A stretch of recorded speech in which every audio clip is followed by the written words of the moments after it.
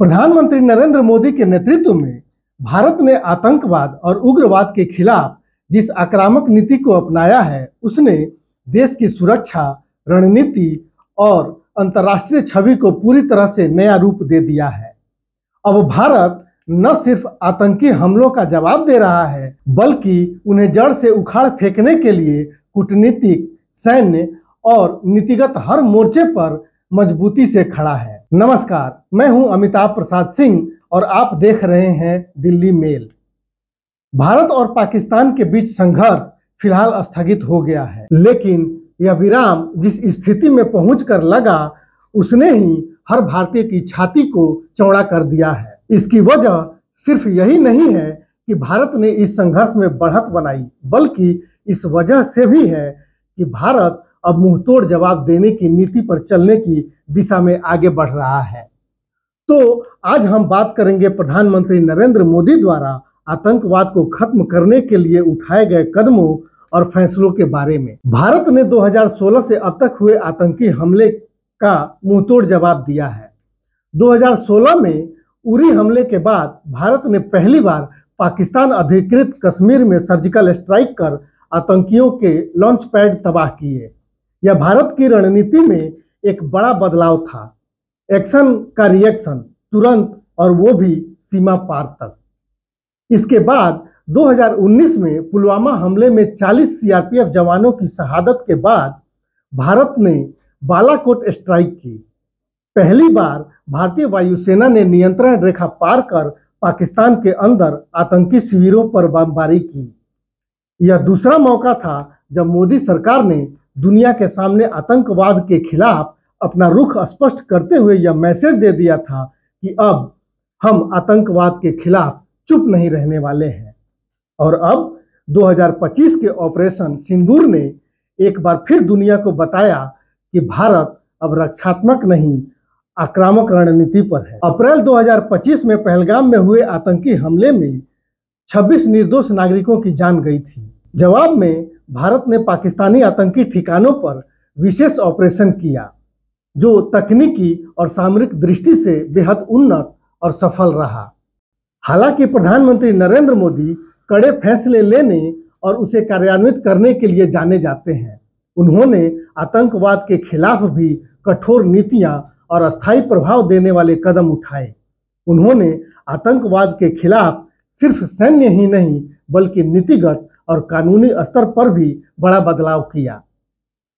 2019 में अनुच्छेद 370 को समाप्त कर जम्मू कश्मीर को विशेष दर्जा देने वाली व्यवस्था खत्म हुई और राज्य को राष्ट्रीय मुख्य धारा से जोड़ा गया।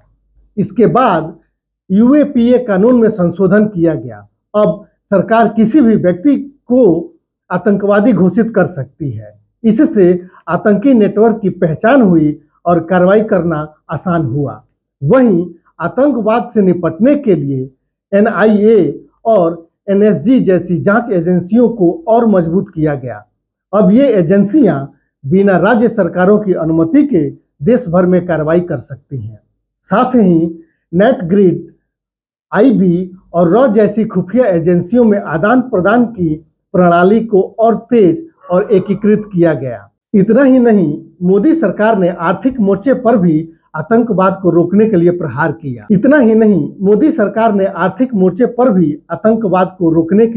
किया।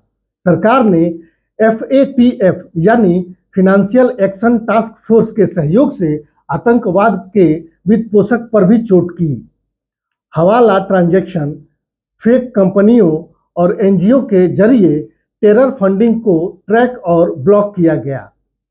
इन सब के बीच भारत ने कूटनीतिक बढ़त और वैश्विक समर्थन बढ़ाने के दिशा में भी अहम कदम उठाए।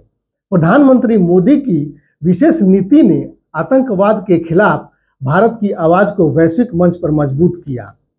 अमेरिका, फ्रांस, इजराइल और रूस जैसे देशों ने भारत के रुख का समर्थन किया। पाकिस्तान की छवि वैश्विक समुदाय में लगातार एक आतंक प्रायोजक देश के रूप में उभरी है। इन सभी प्रयासों के कारण आतंकवाद के आंकड़ों में भी भारी बदलाव देखने को मिला। 2014 के मुकाबले 2024 तक जम्मू कश्मीर में आतंकी घटनाओं में 60% की गिरावट दर्ज की गई। वहीं घुसपैठ की घटनाएं आधी हो गईं। एनआईए और ईडी द्वारा टेरर फंडिंग से जुड़े 1200 से ज्यादा मामले दर्ज किए गए, जिनमें 500 से अधिक गिरफ्तारियां भी हुईं। हालांकि मोदी सरकार की आतंकवाद विरोधी नीति ने बड़ा असर डाला है, लेकिन चुनौतियां अभी भी पूरी तरह खत्म नहीं हुई हैं। सीमा पार आतंकवाद की संभावनाएं अभी भी बनी हुई हैं।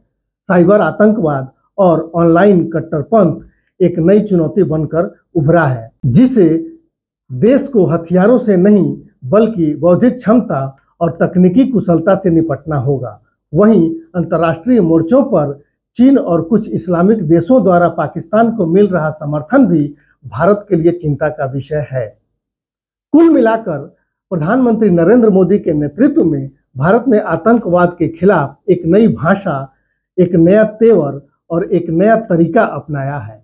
ऑपरेशन सिंदूर इसका ताजा उदाहरण है कि भारत अब न सिर्फ अपने नागरिकों की रक्षा करता है, बल्कि हमलावरों को मुंहतोड़ जवाब देने के लिए तैयार है, वह भी किसी भी हद तक जाकर। यह नया भारत है जो माफ नहीं करता, जवाब देता है और जोरदार देता है। धन्यवाद।